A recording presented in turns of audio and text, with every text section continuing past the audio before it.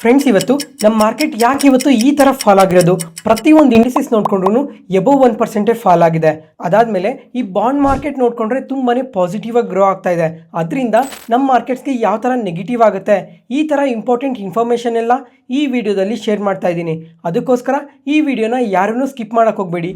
Hello friends, welcome to brothers finance and good evening. ಇವತ್ತಿನ ದಿನ stock ಮಾರ್ಕೆಟಲ್ಲಿ ಬೆಳಿಗ್ಗೆಯಿಂದ ಸಂಜೆವರೆಗೂ ಏನು ನಡೆದಿದೆ ಮತ್ತು ನಾಳೆ ಮಾರ್ಕೆಟ್ ಯಾವ ಥರ ಇರ್ಬೋದು ಅಂತ ಈ ವಿಡಿಯೋದಲ್ಲಿ ಮಾತಾಡ್ಕೊಳ್ಳೋಣ. ಇವತ್ತಿನ ಮಾರ್ಕೆಟ್ ಅಪ್ಡೇಟ್ಸ್ ಏನಂದರೆ, ಸೆನ್ಸೆಕ್ಸ್ 644 ಪಾಯಿಂಟ್ಸ್ ಡೌನ್ ಆಗಿ 80,951 ಕ್ಲೋಸ್ ಆಗಿದೆ. ನಿಫ್ಟಿ 203 ಪಾಯಿಂಟ್ಸ್ ಡೌನ್ ಆಗಿ 24,609 ಕ್ಲೋಸ್ ಆಗಿದೆ. ಬ್ಯಾಂಕ್ ನಿಫ್ಟಿ 133 ಪಾಯಿಂಟ್ಸ್ ಡೌನ್ ಆಗಿ 54,941 ಕ್ಲೋಸ್ ಆಗಿದೆ. ಫ್ರೆಂಡ್ಸ್, ಇವತ್ತು ನಮ್ಮ ಮಾರ್ಕೆಟ್ ನೋಡಿದ್ರಾ, ಕಂಪ್ಲೀಟಾಗಿ ಕರೆಕ್ಟ್ ಆಗೋಗಿದೆ. ಒಂದು ಪಾಯಿಂಟ್ ಆಫ್ ಟೈಮಲ್ಲಿ ನೋಡಿಕೊಂಡ್ರೆ ಎಲ್ಲ ಇಂಡಿಸಸ್ ಎಬೋವ್ 1% ಫಾಲ್ ಆಗಿತ್ತು, including mid and small caps ಕೂಡ. ಅದಾದಮೇಲೆ ಕ್ಲೋಸಿಂಗ್ ಪಾಯಿಂಟಿಗೆ ನೋಡಿಕೊಂಡ್ರೆ ಸ್ವಲ್ಪ ರಿಕವರ್ ಆಗಿದ್ದಾವೆ. ಇವತ್ತು ನಮ್ಮ ಮಾರ್ಕೆಟ್ ಈ ಥರ ಫಾಲ್ ಆಗೋದಕ್ಕೆ ರೀಸನ್ ಏನು ಅಂತ ನೋಡಿಕೊಂಡ್ರೆ, ಗ್ಲೋಬಲ್ ಮಾರ್ಕೆಟ್ಸಲ್ಲಿ ವೀಕ್ನೆಸ್ ಕಾಣ್ತಾ ಇದೆ. ಅದರಿಂದನೇ ಇವತ್ತು ನಮ್ಮ ಮಾರ್ಕೆಟ್ ಫಾಲ್ ಆಗಿರೋದು. ಬರೀ ನಮ್ಮ ಮಾರ್ಕೆಟ್ ಮಾತ್ರನೇ ಅಲ್ಲ, ಇವತ್ತು ವರ್ಲ್ಡ್ ಮಾರ್ಕೆಟೇ ತುಂಬಾ ಕರೆಕ್ಟ್ ಆಗಿದೆ. ಒಂದ್ಸಲ ಇಮೇಜ್ನ ಕ್ಲಿಯರಾಗಿ ನೋಡಿ. ಇವತ್ತು ಪ್ರತಿ ಒಂದು ಮಾರ್ಕೆಟ್ ನೋಡಿಕೊಂಡ್ರು ರೆಡ್ಡಲ್ಲೇ ಕ್ಲೋಸ್ ಆಗಿದೆ. ಅದರಲ್ಲಿ ಹೈಯೆಸ್ಟ್ ಅಂತ ನೋಡಿಕೊಂಡ್ರೆ US ಮಾರ್ಕೆಟ್. ನಿನ್ನೆ ನ್ಯಾಸ್ಡ್ಯಾಕ್ ನೋಡಿಕೊಂಡ್ರೆ ನಿಯರ್ಲಿ 1.5% ಫಾಲ್ ಆಗಿದೆ. S&P 500 ಆದರೆ ಎಬೋವ್ 1.5% ಫಾಲ್ ಆಗಿದೆ. ಇದಕ್ಕೆ ಮೇಯ್ನ್ ಆಗಿ 2 ರೀಸನ್ಸ್ ಇದೆ. ಇದನ್ನ ಇವಾಗ ಮಾತಾಡ್ಕೊಳ್ಳೋಣ. ನಿನ್ನೆ ಮಾರ್ಕೆಟ್ ನ್ಯೂಸಲ್ಲಿ ಹೇಳಿರೋ ಥರನೇ ನಿನ್ನೆ ರಾತ್ರಿ ಟ್ಯಾಕ್ಸ್ ರಿಲೇಟೆಡ್ ಆಗಿ ಹೊಸ ಅಪ್ಡೇಟ್ಸ್ ಬಂದಿದ್ದಾವೆ. ಅದರಿಂದ ಮಾರ್ಕೆಟ್ ಅದನ್ನು ನೆಗೆಟಿವ್ ಆಗಿ ತಗೊಂಡಿದೆ. ಅದರಿಂದನೇ ನಿನ್ನೆ ಮಾರ್ಕೆಟ್ ಫಾಲ್ ಆಗಿರೋದು. ಇವಾಗ ಈ ಟ್ಯಾಕ್ಸ್ ರಿಲೇಟೆಡ್ ಆಗಿ ಹೊಸದಾಗಿ ಏನು ಅಪ್ಡೇಟ್ಸ್ ಬಂದಿದ್ದಾವೆ ಅಂತ ಸಿಂಪಲ್ ಆಗಿ ಮಾತಾಡ್ಕೊಳ್ಳೋಣ. ಡೊನಾಲ್ಡ್ ಟ್ರಂಪ್ ಅವರು ಎಲೆಕ್ಷನ್ ಕ್ಯಾಂಪೇನಿಂಗಲ್ಲಿ ನೀವೇನಾದರೂ ನನ್ನನ್ನು ಗೆಲ್ಲಿಸಿದ್ರೆ ಈ ಟ್ಯಾಕ್ಸ್ ರಿಲೇಟೆಡ್ ಆಗಿ ಸ್ವಲ್ಪ ಬೆನಿಫಿಟ್ಸ್ನ ತರ್ತೀನಿ ಅಂತ ಸ್ಟೇಟ್ಮೆಂಟ್ಸ್ನ ಮಾಡಿದ್ರು. ಅದ್ರ ಭಾಗವಾಗಿ ಇವಾಗ ಡೊನಾಲ್ಡ್ ಟ್ರಂಪ್ ಅವರು ವೈಟ್ ಹೌಸಲ್ಲಿ ಈ ಹೊಸ ಟ್ಯಾಕ್ಸ್ ಬಿಲ್ನ ತಂದಿರೋದು. ಈ ಟ್ಯಾಕ್ಸ್ ಬಿಲ್ಲಲ್ಲಿ US ಸಿಟಿಸನ್ಸ್ಗೆ ಟ್ಯಾಕ್ಸ್ ರಿಲೀಫ್ನ ತಂದಿದ್ದಾರೆ. ಅದರಿಂದ US ಗೌರ್ಮೆಂಟ್ಗೆ $3.8 ಟ್ರಿಲಿಯನ್ ಲಾಸ್ ಆಗುತ್ತೆ. ಮತ್ತು ಈ ಡೆಟ್ ನೋಡಿಕೊಂಡ್ರೆ 4 ಟ್ರಿಲಿಯನ್ಸ್ಗೆ ರೀಚ್ ಆಗುತ್ತೆ ಅಂತ ಅಪ್ಡೇಟ್ ಮಾಡಿದ್ದಾರೆ. ಫ್ರೆಂಡ್ಸ್, ಇವಾಗ ನಿಮ್ಗೊಂದು ಡೌಟ್ ಬರ್ಬೋದು, ರೀಸೆಂಟಾಗಿ ನಮ್ಮ ಗೌರ್ಮೆಂಟ್ ಕೂಡ ಸ್ವಲ್ಪ ಟ್ಯಾಕ್ಸ್ ರಿಲೀಫ್ನ ತಂದಿದ್ದಾರಲ್ಲ, ಆ ಟೈಮಲ್ಲಿ ನೋಡಿಕೊಂಡ್ರೆ ಈ ಕನ್ಸಂಪ್ಷನ್ ರಿಲೇಟೆಡ್ ಸ್ಟಾಕ್ಸ್ ಎಲ್ಲ ತುಂಬಾ ಪಾಸಿಟಿವ್ ಆಗಿ ರಿಯಾಕ್ಟ್ ಆದವು. ಯಾಕಂತಂದರೆ ಸ್ವಲ್ಪ ಟ್ಯಾಕ್ಸ್ ರಿಲೀಫ್ನ ತಂದಿರಲ್ಲ, ಅದರಿಂದ ಜನಗಳ ಹತ್ರ ಇನ್ನೂ ಸ್ವಲ್ಪ ಹೆಚ್ಚು ದುಡ್ಡು ಮಿಗಲ್ತದೆ. ಆ ಥರ ದುಡ್ಡು ಮಿಗಿಲಿದ್ರೆ ಅವರು ಈ ಕನ್ಸಂಪ್ಷನ್ ರಿಲೇಟೆಡ್ ಆಗಿ ತುಂಬಾ ಸ್ಪೆಂಡ್ ಮಾಡ್ತಾರೆ ಅಂತ ಈ ಸ್ಟಾಕ್ಸ್ ಎಲ್ಲ ಪಾಸಿಟಿವ್ ಆಗಿ ರಿಯಾಕ್ಟ್ ಆದವು. ಆದರೆ US ಅಲ್ಲಿ ನೋಡಿಕೊಂಡ್ರೆ ಡೆಟ್ ತುಂಬಾ ಜಾಸ್ತಿ ಇದೆ. ಇವಾಗ ಇವರು ಡೆಟ್ ರೀಪೇಮೆಂಟ್ಗೆ ಜಾಸ್ತಿ ಸ್ಪೆಂಡ್ ಮಾಡಿದ್ರೆ ಗೌರ್ಮೆಂಟ್ ಸ್ಪೆಂಡಿಂಗ್ ಕಮ್ಮಿ ಆಗುತ್ತೆ ಅಂತ ಮಾರ್ಕೆಟ್ ಫಾಲ್ ಆಗಿರ್ಬೋದು. ಅದ್ರ ಜೊತೆಗೆ ರೀಸೆಂಟಾಗಿ ನೋಡಿಕೊಂಡ್ರೆ ಮೂಡೀಸ್ ಅವರು ಸಹ US ಡೌನ್ಗ್ರೇಡ್ ಮಾಡಿದರು, ಡೆಟ್ ತುಂಬಾ ಜಾಸ್ತಿ ಇದೆ ಅಂತ. ಮತ್ತು ಫ್ರೆಂಡ್ಸ್, ಇವಾಗ ಮಾರ್ಕೆಟ್ ಏನು ಫಾಲ್ ಆಗಿದೆ ಅಂತ ಮಾತಾಡ್ಕೊಂಡ್ವಿ, ಇದೆಲ್ಲ ನಿನ್ನೆ ನಡೆದಿರೋದು. ಮತ್ತು ಇವಾಗ ನಮ್ಮ ಮಾರ್ಕೆಟ್ ಕ್ಲೋಸ್ ಆದಮೇಲೆ ನೋಡಿಕೊಂಡ್ರೆ ಇವಾಗ ಈ ಟ್ಯಾಕ್ಸ್ ಬಿಲ್ ಏನಿದೆ, ಆ ಟ್ಯಾಕ್ಸ್ ಬಿಲ್ನ ವೈಟ್ ಹೌಸಲ್ಲಿ ಆಲ್ರೆಡಿ ಅಪ್ರೂವ್ ಮಾಡಿದ್ದಾರೆ. ನೋಡಬೇಕು ಅದರಿಂದ ಇವತ್ತು ರಾತ್ರಿ US ಮಾರ್ಕೆಟ್ ಯಾವ ಥರ ರಿಯಾಕ್ಟ್ ಆಗುತ್ತೆ ಅಂತ. ಇದ್ರ ಇಂಪ್ಯಾಕ್ಟ್ ನಾಳೆ ನಮ್ಮ ಮಾರ್ಕೆಟ್ ಮೇಲೂ ಇರುತ್ತೆ. ಅದಕ್ಕೋಸ್ಕರ ಮತ್ತೆ ಅದಾದಮೇಲೆ ನಿನ್ನೆ US ಅಲ್ಲಿ ನೋಡಿಕೊಂಡ್ರೆ 20 ಇಯರ್ ಬಾಂಡ್ ಆಕ್ಷನ್ನ ಕಂಡಕ್ಟ್ ಮಾಡಿದ್ದಾರೆ, $16 ಬಿಲಿಯನ್ ವರ್ತ್ನ ರೈಸ್ ಮಾಡೋದಕ್ಕೆ. ಆದರೆ ಇನ್ವೆಸ್ಟರ್ಸ್ ಯಾರೂ ಇದಕ್ಕೆ ಇಂಟ್ರೆಸ್ಟ್ ತೋರಿಸಿಲ್ಲ. ಯಾಕಂದರೆ ಲೋವರ್ ಇಂಟ್ರೆಸ್ಟ್ ರೇಟಿಂದ ಅಥವಾ ಲೋವರ್ ಈಲ್ಡಿಂದ. ಅದಕ್ಕೆ ಗೌರ್ಮೆಂಟ್ ಅವ್ರು ನೋಡಿಕೊಂಡ್ರೆ ಇಂಟ್ರೆಸ್ಟ್ ರೇಟ್ನ ತುಂಬಾ ಇನ್ಕ್ರೀಸ್ ಮಾಡಿದ್ದಾರೆ. ಎಷ್ಟು ಅಂತ ನೋಡಿಕೊಂಡ್ರೆ 5.047%ಗೆ ಇನ್ಕ್ರೀಸ್ ಮಾಡಿದ್ದಾರೆ ಫಾರ್ ದ ಫಸ್ಟ್ ಟೈಮ್. ಇದುವರೆಗೂ ಯಾವುದೇ ಬಾಂಡ್ ಆಗಲಿ 1 ಇಯರ್ ಆಗಲಿ 5 ಇಯರ್ಸ್ 10 ಇಯರ್ಸ್ 20 ಇಯರ್ಸ್ 30 ಇಯರ್ಸ್ ಯಾವುದೇ ಥರ ಬಾಂಡ್ಸ್ ಆದ್ರೂ ಮ್ಯಾಕ್ಸಿಮಮ್ ಈಲ್ಡ್ ಎಲ್ಲಿವರೆಗೂ ಇರೋದು ಗೊತ್ತಾ? 4.5%ಇಂದ 4.9% ಅಂದರೆ maximum. For the first time ಈ ಥರ ಇಷ್ಟೊಂದು ಈಲ್ಡ್ನ ಇನ್ಕ್ರೀಸ್ ಮಾಡಿರೋದು. ಅದರಿಂದ ನಮ್ಮ ಮಾರ್ಕೆಟ್ಗೂ ಕೂಡ ತುಂಬಾ ಎಫೆಕ್ಟ್ ಆಗುತ್ತೆ. ಬರೀ ನಮ್ಮ ಮಾರ್ಕೆಟಿಗೆ ಮಾತ್ರನೇ ಅಲ್ಲ, ಗ್ಲೋಬಲ್ ಮಾರ್ಕೆಟ್ಸ್ಗೆ ಕೂಡ ತುಂಬಾ ಎಫೆಕ್ಟ್ ಆಗುತ್ತೆ. ಯಾಕಂತಂದರೆ ಇವಾಗ US ಅವ್ರು ನೋಡಿಕೊಂಡ್ರೆ ನಮ್ಮ ಮಾರ್ಕೆಟಲ್ಲಿ ತುಂಬಾ ಇನ್ವೆಸ್ಟ್ ಮಾಡಿದ್ದಾರೆ. ಜೊತೆಗೆ ನಮ್ಮ ಮಾರ್ಕೆಟಲ್ಲಿ ರಿಸ್ಕ್ ಕೂಡ ಅದೇ ಥರ ಇರುತ್ತೆ. ಆದರೆ ಇವಾಗ ಅದೇ ಬಾಂಡ್ಸಲ್ಲೇ ಅವ್ರು ಇನ್ವೆಸ್ಟ್ ಮಾಡಿದ್ರೆ ಅವ್ರಿಗೆ ಅಲ್ಲಿ 5%ವರೆಗೂ ವರ್ಕೌಟ್ ಆಗುತ್ತಲ್ಲ. ಅದರಿಂದ ನಮ್ಮ ಮಾರ್ಕೆಟ್ಸ್ ಒಳಗಡೆ ಏನಕ್ಕೆ ಇನ್ವೆಸ್ಟ್ ಮಾಡಬೇಕು ಅಂತ ಅಲ್ಲೇ ಇನ್ವೆಸ್ಟ್ ಮಾಡಿದ್ರೆ ನಮ್ಮ ಮಾರ್ಕೆಟಿಂದ ತುಂಬಾ ಔಟ್ಫ್ಲೋಸ್ ಆಗೋ ಚಾನ್ಸಸ್ ಕೂಡ ತುಂಬಾ ಜಾಸ್ತಿ ಇದೆ. ಅದ್ರ ಜೊತೆಗೆ ಲಾಸ್ಟ್ 1 ವೀಕಿಂದ ನೋಡಿಕೊಂಡ್ರೆ ಜಪಾನಲ್ಲೂ ಸಹ ಬಾಂಡ್ ಈಲ್ಡ್ಸ್ ಅನ್ನೋದು ತುಂಬಾ ಇನ್ಕ್ರೀಸ್ ಆಗಿದೆ. ಇವಾಗ ಜಪಾನ್ ಅವ್ರು ನೋಡಿಕೊಂಡ್ರೆ ತುಂಬಾ ಕಮ್ಮಿ ಇಂಟ್ರೆಸ್ಟ್ ರೇಟ್ಸಿಂದ ತುಂಬಾ ಇನ್ವೆಸ್ಟ್ ಮಾಡಿದ್ದಾರೆ. US ಅಲ್ಲಿ ಹೈಯೆಸ್ಟ್ ಇನ್ವೆಸ್ಟ್ ಮಾಡಿದ್ದಾರೆ. ಇವಾಗ ಜಪಾನಲ್ಲಿ ಬಾಂಡ್ಸ್ ಆ ಥರ ಇನ್ಕ್ರೀಸ್ ಆಗೋದ್ರಿಂದ ಜಪಾನೀಸ್ ಎಲ್ಲ US ಮಾರ್ಕೆಟಿಂದ ಕಂಪ್ಲೀಟಾಗಿ ಎಕ್ಸಿಟ್ ಆಗೋಗಿ ಬಾಂಡ್ಸಲ್ಲಿ ಇನ್ವೆಸ್ಟ್ ಮಾಡ್ತಾರೆ. ಅದು US ಮಾರ್ಕೆಟ್ಗೂ ಕೂಡ ತುಂಬಾ ಎಫೆಕ್ಟ್ ಆಗುತ್ತೆ. ಇದ್ರ ಬಗ್ಗೆ ಎಲ್ಲ ಒಂದು 6 ಮಂತ್ಸ್ ಬ್ಯಾಕ್ ಯಾವ ಥರ ವರ್ಕ್ ಆಗುತ್ತೆ ಅಂತ ಕಂಪ್ಲೀಟಾಗಿ ಡೀಟೇಲಾಗಿ ಮಾತಾಡ್ಕೊಂಡಿದ್ವಿ ಫ್ರೆಂಡ್ಸ್. ಇವಾಗ ಇದ್ರ ಬಗ್ಗೆ ಎಲ್ಲ ಇನ್ನೂ ಇಂಟ್ರೆಸ್ಟ್ ಇದ್ದು ಅದ್ರ ಜೊತೆಗೆ ಇವಾಗ ಗ್ಲೋಬಲ್ ಮಾರ್ಕೆಟ್ಸ್ ಬಗ್ಗೆ ಕೂಡ ಡೀಟೇಲಾಗಿ ಎಕ್ಸ್ಪ್ಲೈನ್ ಮಾಡಿ ನಾವು ಗ್ಲೋಬಲ್ ಮಾರ್ಕೆಟ್ಸಲ್ಲೂ ಕೂಡ ತುಂಬ ಇನ್ವೆಸ್ಟ್ ಮಾಡಿದ್ದೀವಿ ಅಂತ ಯಾರಾದರೂ ಕಮೆಂಟ್ ಸೆಷನಲ್ಲಿ ಕಮೆಂಟ್ ಮಾಡಿದ್ರೆ ಇದ್ರ ಬಗ್ಗೆ ಎಲ್ಲ ಕೂಡ ಕಮಿಂಗ್ ಡೇಸಲ್ಲೂ ಇನ್ನೂ ಡೀಟೇಲಾಗಿ ಮಾತಾಡ್ಕೊಳ್ಳೋಣ. ಯಾರಿಗೆ ಯಾವಾಗ ಯಾವ ಥರ ಎಫೆಕ್ಟ್ ಆಗುತ್ತೆ, ಅದರಿಂದ ನಮ್ಮ ಇಂಡಿಯನ್ ಮಾರ್ಕೆಟ್ಸ್ಗೆ ಎಫೆಕ್ಟ್ ಆಗುತ್ತಾ ಇಲ್ವಾ ಅಂತ ಪ್ರತಿಯೊಂದನ್ನು ಡೀಟೇಲಾಗಿ ಮಾತಾಡ್ಕೊಳ್ಳೋಣ. ಈ ಥರ ಕಾಂಪ್ಲಿಕೇಟೆಡ್ ಇನ್ಫಾರ್ಮೇಷನ್ ಎಲ್ಲ ಸಿಂಪ್ಲಿಫೈ ಮಾಡಿ ನಿಮ್ಮ ಮುಂದೆ ತರ್ತಾ ಇದ್ದೀನಲ್ಲ, ಯಾವುದೇ ಪಾಯಿಂಟಲ್ಲಿ ನಾನು ಹೇಳೋ ಇನ್ಫಾರ್ಮೇಷನ್ ನಿಮಗೆ ಯೂಸ್ಫುಲ್ ಅನಿಸಿದ್ರೆ ಈ ವಿಡಿಯೋನ ಲೈಕ್ ಮಾಡಿ ಮತ್ತು ನಿಮ್ಮ ಫ್ರೆಂಡ್ಸಲ್ಲಿ ಯಾರಿಗಾದ್ರೂ ಸ್ಟಾಕ್ ಮಾರ್ಕೆಟ್ ಬಗ್ಗೆ ಇಂಟ್ರೆಸ್ಟ್ ಇರೋರಿಗೆ ಈ ವಿಡಿಯೋಸ್ನ ಶೇರ್ ಮಾಡಿ. Next market key updates. First ಇವಾಗ BSE ಬಗ್ಗೆ ಮಾತಾಡ್ಕೊಳ್ಳೋಣ. ಲಾಸ್ಟ್ 1 ಮಂತಲ್ಲಿ ನೋಡಿಕೊಂಡ್ರೆ ಈ ಕಂಪನಿ ಎಬೋ 100% ರ್ಯಾಲಿ ಆಗಿದೆ. ಅದಾದಮೇಲೆ ಇವತ್ತು ನೋಡಿಕೊಂಡ್ರೆ ನಿಯರ್ಲಿ 5%ವರೆಗೂ ಫಾಲ್ ಆಗಿದೆ. ಯಾಕಂದರೆ ಫ್ರೆಂಡ್ಸ್, ಒಂದು 2 ಮಂತ್ಸ್ ಬ್ಯಾಕ್ ನೆನಪಿದ್ಯಾ, NSE ಅವರು ಈ ವೀಕ್ಲಿ ಎಕ್ಸ್ಪೈರಿನ ಥರ್ಸ್ಡೇಯಿಂದ ಮಂಡೇಗೆ ಚೇಂಜ್ ಮಾಡಬೇಕು ಅಂತ ಅಂದ್ಕೊಂಡಿದ್ರು. ಆ ಟೈಮಲ್ಲಿ ನೋಡಿಕೊಂಡ್ರು ಈ BSE ಕಂಪನಿ ತುಂಬಾ ಕರೆಕ್ಟ್ ಆಯಿತು. ಬರೀ 2 ಡೇಸಲ್ಲೇ ನಿಯರ್ಲಿ 15%ವರೆಗೂ ಫಾಲ್ ಆಯಿತು. ಆದರೆ ಆ ಟೈಮಲ್ಲಿ ಸೆಬಿ ಅವರು ಈ ಎಕ್ಸ್ಪೈರಿ ಡೇಸ್ನ ಚೇಂಜ್ ಮಾಡೋದಕ್ಕೆ ಅಪ್ರೂವ್ ಕೊಡಲಿಲ್ಲ.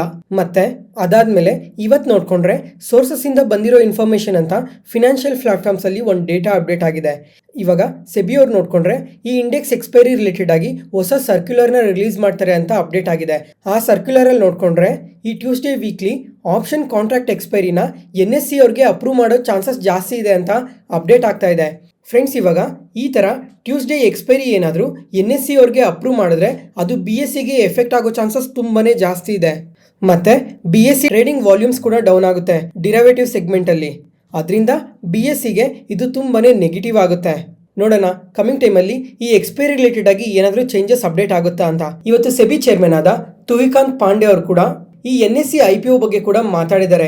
ಏನಂತ ಅಂದ್ರೆ ಇವಾಗ ಸೆಬಿ ಅವರು ಮತ್ತೆ NSE ಅವರು ಇಬ್ರು ಜೊತೆಯಾಗಿ ಈ NSE IPOಗೆ ಇಬ್ರು ಸೇರಿ ವರ್ಕ್ ಮಾಡ್ತೀವಿ, ಇವಾಗ ಏನೇನ್ ಪ್ರಾಬ್ಲಮ್ಸ್ ಇದಾವೆ ಅವನ್ನೆಲ್ಲ ಕ್ಲಿಯರ್ ಮಾಡ್ಕೊಂಡು ಶೀಘ್ರದಲ್ಲೇ IPOಗೆ ಬರ್ತೀವಿ ಅಂತ ಕೂಡ ಅಪ್ಡೇಟ್ ಮಾಡಿದ್ದಾರೆ. ನೋಡೋಣ NSE IPO ಯಾವಾಗ ಬರುತ್ತೆ ಅಂತ. ಮತ್ತೆ ಇವಾಗ ಪ್ರೆಸೆಂಟ್ ನೋಡ್ಕೊಂಡ್ರೆ NSE ಕಂಪನಿ ಅನ್ಲಿಸ್ಟೆಡ್ ಮಾರ್ಕೆಟಲ್ಲಿ ಟ್ರೇಡ್ ಆಗ್ತಾ ಇದೆ. ಇವಾಗ ಪ್ರೈಸ್ ನೋಡ್ಕೊಂಡ್ರೆ ನಿಯರ್ಲಿ 1600ಗಿನ್ನ ಜಾಸ್ತಿಯಲ್ಲಿ ಟ್ರೇಡ್ ಆಗ್ತಾ ಇದೆ. ನೋಡೋಣ IPOಗೆ ಬಂದಾಗ ಯಾವ ಪ್ರೈಸಲ್ಲಿ ಬರ್ತಾರೆ ಅಂತ. ಗಾರ್ಡನ್ ರಿಚ್ ಶಿಪ್ ಬಿಲ್ಡಿಂಗ್ ಈ ಕಂಪನಿ ಬಗ್ಗೆ ಇವತ್ತು ಮಲ್ಟಿಪಲ್ ಅಪ್ಡೇಟ್ಸ್ ಇದಾವೆ. ಇವತ್ತು ನಮ್ಮ ಮಾರ್ಕೆಟ್ ಈ ಥರ ಫಾಲ್ ಆಗಿದ್ರು ಈ ಕಂಪನಿ ನೋಡಿಕೊಂಡ್ರೆ ಇವತ್ತು ನಿಯರ್ಲಿ 10% ಪಾಸಿಟಿವ್ ಆಗಿ ರಿಯಾಕ್ಟ್ ಆಗಿದೆ. ಇದರಿಂದ ಏನೇನು ರೀಸನ್ಸ್ ಇದಾವೆ ಅಂತ ಇವಾಗ ಮಾತಾಡ್ಕೊಳ್ಳೋಣ. ಮೊದಲನೇದಾಗಿ ನಮ್ಮ ಮಾರ್ಕೆಟ್ ಓಪನಿಂಗ್ ಇನ್ನ ಮುಂಚೆ ನೋಡ್ಕೊಂಡ್ರೆ ರೀಸೆಂಟಾಗಿ ಬಾಂಗ್ಲಾದೇಶರಿಂದ ಒಂದು ಆರ್ಡರ್ ಬಂದಿತ್ತು ಅಡ್ವಾನ್ಸ್ ಶಿಪ್ಗೋಸ್ಕರ. ಈ ಟೋಟಲ್ ಆರ್ಡರ್ ವರ್ತ್ ನೋಡ್ಕೊಂಡ್ರೆ ನಿಯರ್ಲಿ 180 crores. ಈ ಆರ್ಡರ್ನ ಇವತ್ತು ಬಾಂಗ್ಲಾದೇಶದವರು ಕ್ಯಾನ್ಸಲ್ ಮಾಡ್ಕೊಂಡಿದ್ದಾರೆ. ಮತ್ತೆ ಅದಾದಮೇಲೆ ಇವತ್ತು ನಮ್ಮ ಮಾರ್ಕೆಟ್ ಓಪನಿಂಗಲ್ಲಿ ನೋಡಿಕೊಂಡ್ರೆ ಮಿನಿಸ್ಟ್ರಿ ಆಫ್ ಡಿಫೆನ್ಸಿಂದ ಒಂದು ಲಾರ್ಜ್ ಆರ್ಡರ್ ಬಂದಿದೆ. 25,000 crores ವರ್ತ್ ಆಫ್ ಆರ್ಡರ್ ಇದು. ಈ ಆರ್ಡರಲ್ಲಿ 5 ವಾರ್ಶಿಪ್ನ ಬಿಲ್ಟ್ ಮಾಡೋದಕ್ಕೋಸ್ಕರ ಈ ಆರ್ಡರ್ ಬಂದಿರೋದು. ಫ್ರೆಂಡ್ಸ್, ಇವಾಗ ಈ garden rich ship building company market cap ನೋಡ್ಕೊಂಡ್ರೆ ನಿಯರ್ಲಿ 28,000 crores ಮಾತ್ರನೇ ಇರೋದು. ಅಂಥ ಕಂಪನಿಗೆ ಈ ಥರ 25,000 crores ಆರ್ಡರ್ ಬಂದಿದೆ ಅಲ್ಲ, ಅದರಿಂದನೇ ಇವತ್ತು ಈ ಥರ ಪಾಸಿಟಿವ್ ಆಗಿ ರಿಯಾಕ್ಟ್ ಆಗಿರೋದು. ಮತ್ತೆ ಇವಾಗ ಈ ವಾರ್ಶಿಪ್ಸ್ನ ಇಂಡಿಯನ್ ನೇವಿಗೋಸ್ಕರ ಬಳಸ್ತೀವಿ ಅಂತ ಕೂಡ ಅಪ್ಡೇಟ್ ಮಾಡಿದ್ದಾರೆ. ಮತ್ತೆ ಅದಾದ್ಮೇಲೆ ಈ ಇಂಡಿಯನ್ ನೇವಿ ರಿಲೇಟೆಡ್ ಆಗಿ ಇನ್ನೊಂದು ಅಪ್ಡೇಟ್ ಕೂಡ ಬಂದಿದೆ. ಏನಂತ ಅಂದ್ರೆ ಇದೇ ವರ್ಷದಲ್ಲೇನೆ ಇನ್ನೊಂದು ಆರ್ಡರ್ ಕೂಡ ನಾವು ಕೊಡ್ತೀವಿ ಅಂತ ಅಪ್ಡೇಟ್ ಮಾಡಿದ್ದಾರೆ. ಆ ಟೋಟಲ್ ಆರ್ಡರ್ ವರ್ತ್ ನೋಡ್ಕೊಂಡ್ರೆ 70,000 crores ಅಂತ ಅಪ್ಡೇಟ್ ಮಾಡಿದ್ದಾರೆ. ಈ ನ್ಯೂಸ್ ಯಾವಾಗ ಹೊರಗಡೆ ಬಂತೋ ಅವಾಗ ಈ ಶಿಪ್ ರಿಲೇಟೆಡ್ ಆಗಿ ಯಾವ್ಯಾವ ಕಂಪನೀಸ್ ವರ್ಕ್ ಮಾಡ್ತಾ ಇದ್ದಾವೋ, ಎಕ್ಸಾಂಪಲ್ ಇವಾಗ ಗಾರ್ಡನ್ ಶಿಪ್ ಬಿಲ್ಡಿಂಗ್ ಆಗಲಿ, Cochin shipyard, Mazagon Dock ship building, ಈ 3 ಕಂಪನೀಸ್ ಈ ನ್ಯೂಸ್ ಯಾವಾಗ ಅಪ್ಡೇಟ್ ಆಯಿತೋ ಅವಾಗ ತುಂಬಾನೇ ಪಾಸಿಟಿವ್ ಆಗಿ ರಿಯಾಕ್ಟ್ ಆದವು. ಇವಾಗ ಈ ನೇವಿ ಅವ್ರು ಏನು ಹೇಳ್ತಾ ಇದ್ದಾರೆ ಅಂದರೆ ಈ ಇಯರಲ್ಲೇ 70,000 crores ಆರ್ಡರ್ ಕೊಡ್ತೀವಿ ಅಂತ ಹೇಳಿದ್ದಾರೆ. ಅದೇ ಸ್ಪೆಸಿಫಿಕ್ ಆಗಿ ಏನ್ರ ರಿಲೇಟೆಡ್ ಆಗಿ ಈ ಆರ್ಡರ್ ಕೊಡ್ತಾ ಇದ್ದಾರೆ, ಮತ್ತು ಯಾವ ಕಂಪನಿಗೆ ಈ ಆರ್ಡರ್ ಬರುತ್ತೆ ಅಂತ ಏನೂ ಸ್ಪೆಸಿಫಿಕ್ ಆಗಿ ಅಪ್ಡೇಟ್ ಮಾಡಿಲ್ಲ. ನೋಡೋಣ ಇದೇ ವರ್ಷದಲ್ಲೇ ಆರ್ಡರ್ ಬರ್ತದೆ ಅಂತ ಅಪ್ಡೇಟ್ ಮಾಡಿದ್ರಲ್ಲ, ನೋಡೋಣ ಯಾವ ಕಂಪನಿಗೆ ಎಷ್ಟು ಆರ್ಡರ್ ಬರುತ್ತೆ ಅಂತ. ನೆಕ್ಸ್ಟ್ NTPC ಗ್ರೀನ್ ಎನರ್ಜಿ ಈ ಕಂಪನಿ ನೋಡಿಕೊಂಡ್ರೆ ಇವತ್ತು ಇಂಟರ್ಡೇ ಸೆಷನಲ್ಲಿ ನಿಯರ್ಲಿ 12%ವರೆಗೂ ಪಾಸಿಟಿವ್ ಆಗಿ ರಿಯಾಕ್ಟ್ ಆಗಿ 5% ಪಾಸಿಟಿವಲ್ಲೇ ಕ್ಲೋಸ್ ಆಗಿದೆ. ಯಾಕಂತ ಅಂದರೆ ನಿನ್ನೆ ನಮ್ಮ ಮಾರ್ಕೆಟ್ ಕ್ಲೋಸ್ ಆದಮೇಲೆ ಇವರು Q4 ರಿಸಲ್ಟ್ಸ್ನ ಪೋಸ್ಟ್ ಮಾಡಿದ್ದಾರೆ. ಇವ್ರ ರಿಸಲ್ಟ್ಸ್ ನೋಡಿಕೊಂಡ್ರೆ ತುಂಬಾ ಪಾಸಿಟಿವ್ ಆಗಿ ಪೋಸ್ಟ್ ಮಾಡಿದ್ದಾರೆ. ಅದರಿಂದ ಈ ಥರ ಪಾಸಿಟಿವ್ ಆಗಿ ಗ್ರೋ ಆಗಿರೋದು. ಮತ್ತೆ ಫ್ರೆಂಡ್ಸ್, ಇವಾಗ ಈ ಕಂಪನಿ ಬಗ್ಗೆ IPO ಟೈಮಿಂದನೂ ಮಾತಾಡ್ಕೊತಾನೆ ಬರ್ತಾ ಇದ್ದೀವಿ. ಇವಾಗ ನೀವು ಯಾರಾದರೂ ಈ ಕಂಪನಿ ಬಗ್ಗೆ ಕಂಪ್ಲೀಟಾಗಿ ತಿಳ್ಕೊಬೇಕು, ಬಿಸ್ನೆಸ್ ಏನು ಮಾಡ್ತಾರೆ, ಫ್ಯೂಚರ್ ಗ್ರೋತ್ ಯಾವ ಥರ ಇರುತ್ತೆ, ಆ ಥರ ಪ್ರತಿಯೊಂದು ಡೀಟೇಲ್ನು ತಿಳ್ಕೊಬೇಕು ಅಂತ ಅಂದರೆ ಈ ವಿಡಿಯೋನ ನೋಡಿ. ಈ ಬಿಸ್ನೆಸ್ ಬಗ್ಗೆ ಕಂಪ್ಲೀಟಾಗಿ ಈ ವಿಡಿಯೋದಲ್ಲಿ ಎಕ್ಸ್ಪ್ಲೈನ್ ಮಾಡಿದ್ದೀನಿ.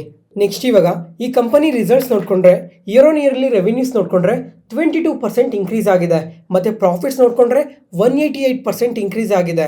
ಅದಾದಮೇಲೆ ಕ್ವಾರ್ಟರ್ ಆನ್ ಕ್ವಾರ್ಟ್ರಲ್ಲಿ ನೋಡಿಕೊಂಡ್ರು ರೆವಿನ್ಯೂಸ್ ಆಗಲಿ ಪ್ರಾಫಿಟ್ಸ್ ಆಗಲಿ ತುಂಬಾ ಇನ್ಕ್ರೀಸ್ ಆಗಿದೆ. ಅದರಿಂದನೇ ಈ ಥರ ಪಾಸಿಟಿವ್ ಆಗಿ ರಿಯಾಕ್ಟ್ ಆಗಿರೋದು. ಮತ್ತು ಅದಾದಮೇಲೆ ಕ್ವಾರ್ಟರ್ ಆನ್ ಕ್ವಾರ್ಟ್ರಲ್ಲಿ ಮಾರ್ಜಿನ್ಸ್ ನೋಡಿಕೊಂಡ್ರು ತುಂಬಾ ಇಂಪ್ರೂವ್ ಆಗಿದೆ. ಇವಾಗ ಇವ್ರ ಬಿಸ್ನೆಸ್ಸಲ್ಲಿ ಮಾರ್ಜಿನ್ಸ್ ನೋಡಿಕೊಂಡ್ರೆ 90%ಗೆ ಇನ್ಕ್ರೀಸ್ ಆಗಿದೆ. ಮತ್ತು ಫ್ರೆಂಡ್ಸ್ ಇವಾಗ ಈ ಸಮ್ಮರಲ್ಲಿ ಪವರ್ ಡಿಮ್ಯಾಂಡ್ ನೋಡಿಕೊಂಡ್ರೆ 12% ಇನ್ಕ್ರೀಸ್ ಆಗಿದೆ.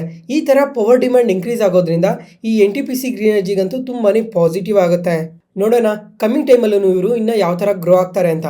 ಅದಾದಮೇಲೆ ಫ್ರೆಂಡ್ಸ್ ಇವಾಗ ನೀವು ಯಾರಾದರೂ ಈ ಪಾಯಿಂಟ್ ಆಫ್ ಟೈಮಲ್ಲಿ ಈ ಕಂಪನಿಯಲ್ಲಿ ಇನ್ವೆಸ್ಟ್ ಮಾಡೋಣ ಅಂತ ಯೋಚನೆ ಮಾಡ್ತಾಯಿದ್ರೆ ಎರಡನ್ನ ನೆನ್ಪಿಟ್ಕೊಳ್ಳಿ. ಒಂದು, ಈ ಕಂಪನಿಯಲ್ಲಿ ಮಾರ್ಜಿನ್ಸ್ ನೋಡಿಕೊಂಡ್ರೆ 90%ಗೆ ರೀಚ್ ಆಗಿದೆ ಅಲ್ಲ, ಮತ್ತು ಕಮ್ಮಿಂಗ್ ಕ್ವಾರ್ಟರ್ಸಲ್ಲಿ ಏನಾದರೂ ಮಾರ್ಜಿನ್ಸಲ್ಲಿ ಸ್ವಲ್ಪ ಡ್ರಾಪ್ ಆದರೆ ಈ ಕಂಪನಿ ಕರೆಕ್ಟ್ ಆಗೋ ಚಾನ್ಸಸ್ ಜಾಸ್ತಿನೇ ಇದೆ. ಅದಾದಮೇಲೆ ವೀಕ್ ರಿಸಲ್ಟ್ಸ್ನ ಪೋಸ್ಟ್ ಮಾಡಿದ್ರೂ ಫಾಲ್ ಆಗೋ ಚಾನ್ಸಸ್ ಜಾಸ್ತಿ ಇದೆ. ಮತ್ತು ಎಲ್ಲದಕ್ಕಿಂತ ಮುಖ್ಯವಾಗಿ ನೆನ್ಪಿಟ್ಕೊಬೇಕಾದ್ರೆ ಈ ಕಂಪನಿ ವ್ಯಾಲ್ಯೂಷನ್ ನೋಡಿಕೊಂಡ್ರೆ ತುಂಬಾ ಎಕ್ಸ್ಪೆನ್ಸಿವ್ ಅಲ್ಲಿದ್ದಾರೆ. ಇದೊಂದನ್ನು ನೆನ್ಪಿಟ್ಕೊಳ್ಳಿ. ಮತ್ತು ಫ್ರೆಂಡ್ಸ್ ಇವಾಗ ಲಾಸ್ಟ್ 5 ಮಂತ್ಸಲ್ಲಿ ನೋಡಿಕೊಂಡ್ರೆ IPOs ಅನ್ನೋದು ತುಂಬಾ ಕಮ್ಮಿ ಆಗಿದ್ದಾವೆ. ನನಗೆ ನೆನಪಿರೋ ಪ್ರಕಾರ ನೋಡಿಕೊಂಡ್ರೆ 10 ಕಂಪನೀಸ್ಗಿನ್ನ ಕಮ್ಮಿ ಕಂಪನೀಸೇ ಲಾಸ್ಟ್ 5 ಮಂತ್ಸಲ್ಲಿ ನಮ್ಮ ಮಾರ್ಕೆಟ್ಗೆ ಲಿಸ್ಟ್ ಆಗಿದ್ದಾವೆ. ಇವಾಗ ಮರ್ಚೆಂಟ್ ಬ್ಯಾಂಕರ್ಸ್ ಏನು ಹೇಳ್ತಾ ಇದ್ದಾರೆ ಅಂದರೆ ನೆಕ್ಸ್ಟ್ 6 ಮಂತ್ಸಲ್ಲಿ ನಿಯರ್ಲಿ 150 ಕಂಪನೀಸ್ IPOಗೆ ಬರೋದಕ್ಕೆ ಆಲ್ರೆಡಿ ರೆಡಿ ಆಗಿದ್ದಾವೆ ಅಂತ ಅಪ್ಡೇಟ್ ಮಾಡಿದ್ದಾರೆ. ನೋಡೋಣ ನೆಕ್ಸ್ಟ್ 6 ಮಂತ್ಸಲ್ಲಿ ಎಷ್ಟು IPOs ನಮ್ಮ ಮಾರ್ಕೆಟ್ಗೆ ಬರ್ತವೆ ಅಂತ. ಲಾಸ್ಟ್ ಇಯರ್ ರೆಕಾರ್ಡ್ನೇನಾದರೂ ಬ್ರೇಕ್ ಮಾಡ್ತಾರಾ ಇಲ್ವಾ ಅಂತ. ಯಾಕಂತಂದರೆ 2024ಅಲ್ಲಿ ನಮ್ಮ ಮಾರ್ಕೆಟ್ಗೆ ಲಿಸ್ಟ್ ಆಗಿರೋ ಕಂಪನೀಸ್ ಪ್ರಪಂಚದಲ್ಲಿರೋ ಎಷ್ಟು ಮಾರ್ಕೆಟ್ ನೋಡ್ಕೊಂಡ್ರೂ ಅಷ್ಟು ಕಂಪನೀಸ್ ಲಿಸ್ಟ್ ಆಗಿಲ್ಲ. ಅಷ್ಟು ಕಂಪನೀಸ್ ನಮ್ಮ ಮಾರ್ಕೆಟಲ್ಲಿ ಮಾತ್ರನೇ ಲಿಸ್ಟ್ ಆಗಿದ್ದಾವೆ. ಅದಾದಮೇಲೆ ಈ IPOs ಮುಖಾಂತರ ನೋಡ್ಕೊಂಡ್ರೆ 1,69,000 crores ನಮ್ಮ ಮಾರ್ಕೆಟಲ್ಲಿ ರೈಸ್ ಮಾಡಿದ್ದಾರೆ ಅದಕ್ಕೋಸ್ಕರ. ಮತ್ತು ಇವಾಗ ಪ್ರೆಸೆಂಟ್ ನೋಡಿಕೊಂಡ್ರೆ 2 ಕಂಪನೀಸ್ IPOಗೆ ಆಲ್ರೆಡಿ ಬಂದಿದ್ದಾವೆ. ಇವಾಗ ಒಂದಾಗಲೇ ಕ್ಲೋಸ್ ಆಗಿದೆ, ಒಂದು ಟೆಕ್ಸ್ಟೈಲ್ ಕಂಪನಿ. ಇವಾಗ ಪ್ರೆಸೆಂಟ್ ನೋಡ್ಕೊಂಡ್ರು ಆಟೋ ಕಾಂಪೋನೆಂಟ್ಸ್ನ ಮ್ಯಾನುಫ್ಯಾಕ್ಚರ್ ಮಾಡೋ ಕಂಪನಿ ಮಾರ್ಕೆಟಲ್ಲಿ ಆಲ್ರೆಡಿ IPO ಓಪನ್ ಆಗಿದೆ. ಮತ್ತು ನೆಕ್ಸ್ಟ್ ವೀಕಲ್ಲಿ ನೋಡ್ಕೊಂಡ್ರು ಇನ್ನೂ 2 ಕಂಪನೀಸ್ IPOಗೆ ಬಂದಿದ್ದಾವೆ. ನೋಡೋಣ ಇದೇ ಥರ IPOಗೆ ಬರೋ ಕಂಪನೀಸ್ ಏನಾದರೂ ಇನ್ಕ್ರೀಸ್ ಆಗ್ತಾ ಹೋಗ್ತಾವ ಅಂತ. ಮತ್ತೆ ಫ್ರೆಂಡ್ಸ್ ಇವಾಗ ತುಂಬ ಕಂಪನೀಸ್ IPOಸ್ಗೆ ಬರ್ತಾ ಇದಾವಲ್ಲ, ಈ ಕಂಪನೀಸ್ ಬಗ್ಗೆ ತಿಳ್ಕೊಳೋದಕ್ಕೋಸ್ಕರ ಮಾರ್ಕೆಟ್ ನ್ಯೂಸಲ್ಲೇ ಆ IPO ಡೀಟೇಲ್ಸ್ನೆಲ್ಲ ಶೇರ್ ಮಾಡೋದು ಅಥವಾ ಸಪ್ರೇಟಾಗಿ IPO ಬಗ್ಗೆ ಏನಾದರೂ ವಿಡಿಯೋ ತರಬೇಕಂತ ಒಂದ್ಸಲ ಕಮೆಂಟ್ ಸೆಷನಲ್ಲಿ ಕಮೆಂಟ್ ಮಾಡಿ. ಪ್ರತಿಯೊಬ್ಬರೂ ಕಮೆಂಟ್ ಮಾಡಿ. ಅದರಿಂದ ನಾವು ಸಪ್ರೇಟ್ ವೀಡಿಯೋಸ್ನ ತರಬೇಕಾ ಅಥವಾ ಮಾರ್ಕೆಟ್ ನ್ಯೂಸಲ್ಲೇ ಇನ್ಕ್ಲೂಡ್ ಮಾಡಬೇಕಂತ ಕ್ಲಿಯರಾಗಿ ನಮಗೂ ಗೊತ್ತಾಗುತ್ತೆ. ನೆಕ್ಸ್ಟ್ ಇಂಟರ್ಗ್ಲೋಬ್ ಏವಿಯೇಷನ್, ಇವರು ಅಷ್ಟೇ Q4 ರಿಸಲ್ಟ್ಸ್ನ ಪೋಸ್ಟ್ ಮಾಡಿದ್ದಾರೆ. ಇವ್ರ ರಿಸಲ್ಟ್ಸ್ ನೋಡಿಕೊಂಡ್ರೆ ಎಸ್ಟಿಮೇಟೆಡ್ಗಿನ ಬೆಟರ್ ರಿಸಲ್ಟ್ಸ್ನ ಪೋಸ್ಟ್ ಮಾಡಿದ್ದಾರೆ. ಇಯರ್ ಆನ್ ಇಯರಲ್ಲಿ ರೆವಿನ್ಯೂಸ್ ನೋಡಿಕೊಂಡ್ರೆ 24% ಇನ್ಕ್ರೀಸ್ ಆಗಿದೆ. ಪ್ರಾಫಿಟ್ಸ್ ಆದರೆ 62% ಇನ್ಕ್ರೀಸ್ ಆಗಿದೆ. ಮತ್ತು ಕ್ವಾರ್ಟರ್ ಆನ್ ಕ್ವಾರ್ಟ್ರಲ್ಲಿ ಮಾರ್ಜಿನ್ಸ್ ಕೂಡ ಇಂಪ್ರೂವ್ ಆಗಿದೆ. ಓವರಾಲ್ ಇವ್ರ ರಿಸಲ್ಟ್ಸ್ ನೋಡಿಕೊಂಡ್ರೆ ತುಂಬಾ ಪಾಸಿಟಿವ್ ಆಗಿ ಪೋಸ್ಟ್ ಮಾಡಿದ್ದಾರೆ. ಈ ಥರ ಪಾಸಿಟಿವ್ ರಿಸಲ್ಟ್ಸ್ನ ಪೋಸ್ಟ್ ಮಾಡೋದಕ್ಕೆ ಕುಂಭಮೇಳ ಕೂಡ ತುಂಬ ಸಪೋರ್ಟ್ ಮಾಡಿದೆ ಅಂತ ಕಾನ್ಕಾಲಲ್ಲಿ ಅಪ್ಡೇಟ್ ಮಾಡಿದ್ದಾರೆ. ಅದಾದಮೇಲೆ ಲಾಸ್ಟ್ ಕ್ವಾರ್ಟರಲ್ಲಿ ನೋಡಿಕೊಂಡ್ರೆ ಇಂಟರ್ನ್ಯಾಷನಲ್ ಡೆಸ್ಟಿನೇಷನ್ನ ಕೂಡ ಇನ್ಕ್ರೀಸ್ ಮಾಡಿದ್ದಾರೆ. ಫ್ರೆಂಡ್ಸ್ ಇವಾಗ ಈ ಕ್ವಾರ್ಟರಲ್ಲಿ ನೋಡಿಕೊಂಡ್ರೆ ತುಂಬಾ ಪಾಸಿಟಿವ್ ರಿಸಲ್ಟ್ಸ್ನ ಪೋಸ್ಟ್ ಮಾಡಿದ್ದಾರೆ. ಆದರೆ ನೆಕ್ಸ್ಟ್ ಕ್ವಾರ್ಟರಲ್ಲಿ ಯಾವ ಥರ ರಿಸಲ್ಟ್ಸ್ನ ಪೋಸ್ಟ್ ಮಾಡ್ತಾರೆ ಅಂತ ನೋಡಬೇಕು. ಯಾಕಂತ ಅಂದರೆ ರೀಸೆಂಟಾಗಿ ಪಹಲ್ಗಾಮ್ ಅಟ್ಯಾಕ್ ಇದೆ ಅಲ್ಲ, ಆ ಪಹಲ್ಗಾಮ್ ಅಟ್ಯಾಕಿಂದ ಪಾಕಿಸ್ತಾನದಲ್ಲಿ ಏರ್ ಬೇಸ್ನ ಕ್ಲೋಸ್ ಮಾಡಿದ್ರು.